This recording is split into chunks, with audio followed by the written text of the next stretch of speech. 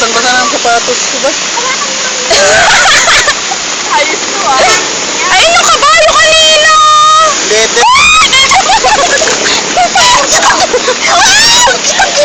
Ay, ang kasayan!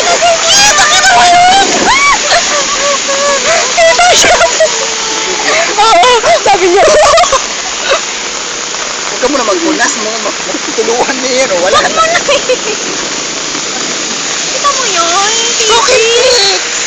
Kita yung titi, oh. Medyo naiiyak na. Oh my God. Ano nangyari sa atin? Sino may balak sa buhay?